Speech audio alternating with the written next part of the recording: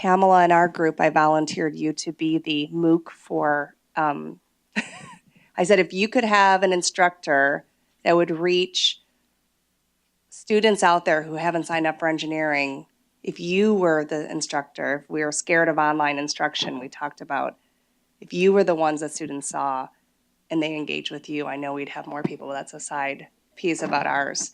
Pat, can you talk more about the Treisman and the teaching spatial and visualization? Just that it's out there, so we're supposed to be surmounting the barriers, and I do feel a little bit frustrated about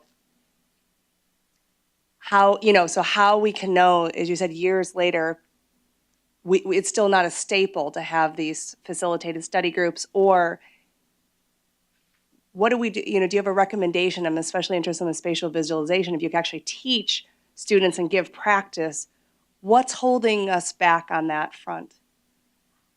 Bev says money. That's all it is. We had it at Virginia Tech. Bev. I know. Okay, so they did the Treisman model at Virginia Tech for, I don't know, 8 years. And then math decided they didn't have enough money to continue, so they stopped. Now you are doing spatial visualization. We're doing the spatial visualization. We'll see how long it lasts. I mean, part of it is, and this is something from Reengineering Corporate Change, is the first step is to rethink your budget. That the way we do budgets now, you actually don't have any idea about how much the money that's spent for the Treisman model saves you in extra money. You have no idea how much money the $2,500, I made that up, to teach a spatial visualization course saves you in other areas. So for the first step, I think a really important step for provosts, for deans, is to think about rethinking how you compute your budget.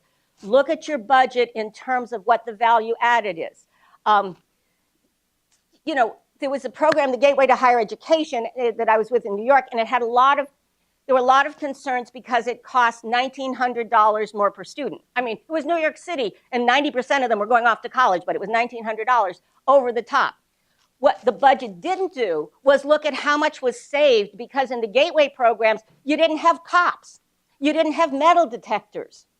And so that actually, if you budgeted it correctly, the Gateway program actually cost less per student than the regular program, but because that's not how they budgeted it, it was seen as an additional cost. That's what happens with spatial skills. That's what happens with facilitated groups.